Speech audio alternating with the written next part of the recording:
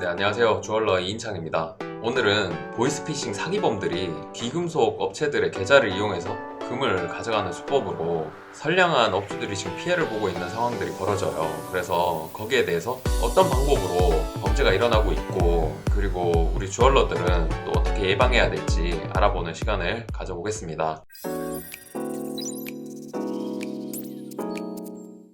2021년 12월에 벌어진 일이고요. 서울에 사는 60대 부부가 해외에서 40만 원이 결제됐다는 그런 문자를 받습니다. 네, 문자를 한번 보시면은 이렇게 해외에서 결제된 것처럼 내용이 나오고 피해 구제센터 번호가 나와요. 그래서 놀란 사람들이 여기에 전화를 걸게 되겠죠. 그러면 이걸 해결해 주겠다고 어떤 앱을 깔라고 안내를 받습니다. 그리고 그 앱에는 여러분의 정보를 넣게 되는 그런 항목들이 있겠죠. 이렇게 얻은 정보로 이 돈을 다른 대포통장이나 그런 곳이 아닌 금은방에 송금을 하게 됩니다. 왜 금은방에 송금하는지는 뒤에 다시 한 번 더 설명을 드릴게요. 이 사건에서는 금은방에 6억 8천만 원치의 금을 사겠다고 입금을 여러 번 하게 하고 또 금을 전달받게 되는 그런 과정이 있었습니다. 이 금은방 사장님의 계좌가 정지가 되고 그리고 수사를 받고 있는 그런 상황입니다. 그리고 다른 내용도 가지고 왔는데요. 이건 금은방 관련 피싱에 대해서 JTBC에서 뉴스에 나온 내용을 가지고 왔습니다. 그리고 이건 이제 시계와 관련해서 어떻게 피해를 입었는지 나온 내용인데요.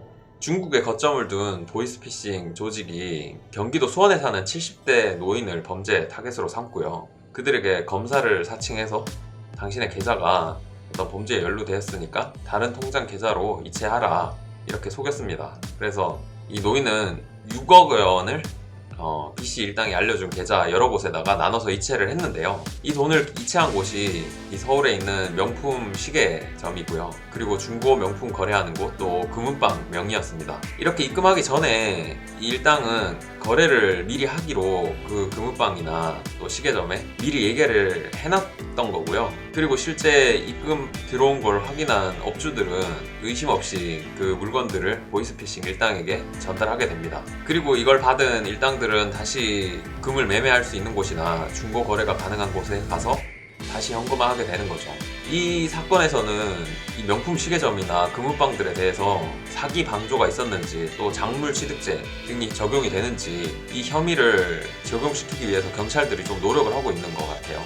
그렇게 어떻게 보면 물건을 팔아오던 분들이 일반적인 방법으로 팔다가 지금 범죄에 연루되는 이런 상황을 맞이하게 된 겁니다. 이건 예전부터 발생된 보이스피싱 건수에 대한 건데요. 여기에 특이한 점들이 있어요. 보시면 일반적으로 이 대포통장 이용해서 계좌이체 받는 거 이런 방법들을 많이 이 보이스피싱 범들이 이용을 했는데요. 이 계좌 개설이라든지 그 다음에 통장 거래에 대해서 은행이나 이런 곳이 굉장히 타이트하게 압박을 하니까 그 다음부터 2020년도부터는 이 대면 편취라는 게 실제 출금을 해가지고 가져가는 거예요. 이 출금을 해서 가져가는 형태가 굉장히 많이 늘었고요. 그런데 이 출금도 은행에 아시겠지만은 100만 원 이상 인출하려면은 입금 후에 30분이 지나야 하는 그런 지연 인출 제도도 생기고요. 그리고 상당히 좀 거래가 없었던 계좌 통장의 또 카드에 대해서 출금 한도도 굉장히 세게 걸고 있고, 그래서 이 보이스피싱범들이 이용하기가 어려워졌던 거죠. 그러면서 최근에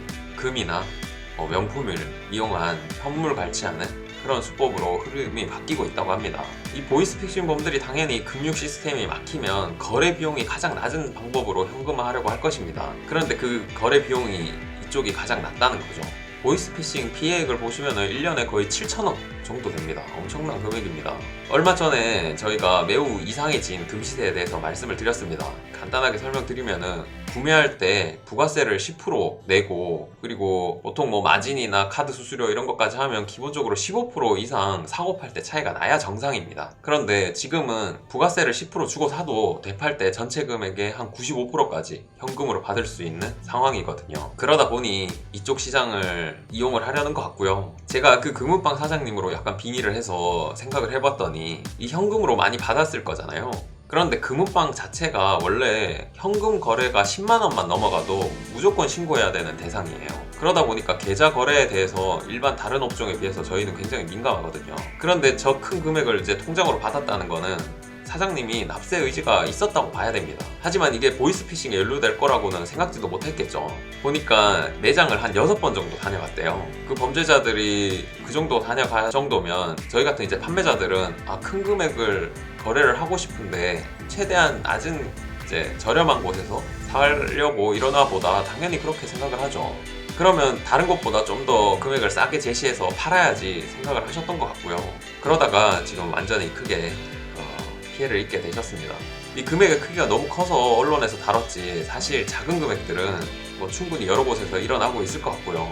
이 금거래 계좌를 관장하는 이 신한은행에서 저희 쪽으로 지속적으로 피해 예방 문자를 보내주고 있습니다. 이렇게 사기 계좌에 이용이 되면 통장 거래 정지하면 당연한 거고요. 이 예금주에 대해서 전자금융 거래도 제한을 받게 되고 또 대포통장 명의인으로 등록이 돼서 10년간 계좌 개설 등 금융 거래가 불가능해집니다. 그럼 이 피해를 어떻게 예방을 할 수 있느냐, 이것도 신한은행에서 이제 저희 쪽으로 안내해준 내용을 바탕으로 말씀드리면요, 일단 판매를 할 때 구매자의 신상을 최대한 확보하는 것이 일단 필요합니다. 그리고 거래가 없던 사람이 갑자기 고액으로 송금한 다음에 이 골드를 매입하겠다 요청하면 한번 의심해 볼 필요가 있고요. 또 골드 매입 요청자와 송금한 사람이 다른 경우 의심을 당연히 해봐야 되고요. 그리고 특정인 명의로 며칠에 걸쳐서 돈이 나눠서 들어온다, 이런 것들도 굉장히 의심할 부분입니다. 사실 안 그래도 장사도 안 되는데 이런 상황이 오면은 뭐 주변을 둘러볼 겨를이 없을 수 있습니다. 이쪽 귀금속 업계나 주얼러들 쪽으로는 항상 뭐 도둑이나 사기꾼들, 또 파파라치 이런 분들 정말 저희를 못 살게 하는 분들이 많아요. 그런데 이 구조적으로 문제가 좀 있습니다. 저는 정말 한번 제안을 해보고 싶어요. 금도 금융실명제처럼 금실명제를 해야 된다고 생각합니다. 이 금의 거래 자체는 마치 돈처럼 사고팔게 해주면서 실명제를 안 하니까 각종 뭐 범죄라든지 또 탈세라든지 증여나 이런 것들이 일어날 수 있는 환경입니다. 마치 그런 사건이 터지면 저희가 거기에 방조하거나 연루된 것처럼 일이 벌어지게 되는데요. 완전히 실명제를 하고 아예 거래하는 곳도 제한을 한다든지 은행에서만 거래하게 한다든지 저희는 규제를 차라리 하는 게 낫다고 생각합니다. 이 코인도 빠르게 실명제로 바꿨잖아요. 금도 충분히 양성화할 수 있고요. 어차피 판매자들도 이제는 각종 문제에 연루되지 않기 위해서 소비자 신상을 확보하면서 할 수밖에 없고요. 여러모로 실명제의 장점이 많을 거라고 생각합니다. 이 실명제를 했을 때 뭐 효과나 뭐 문제점들은 정부의 담당 부서에서 잘 검토해 주시기를 바라고요. 여러분도 들어보시고 뭐 의견이 있으시면 또 남겨주시기 바랍니다. 시청해 주셔서 감사합니다.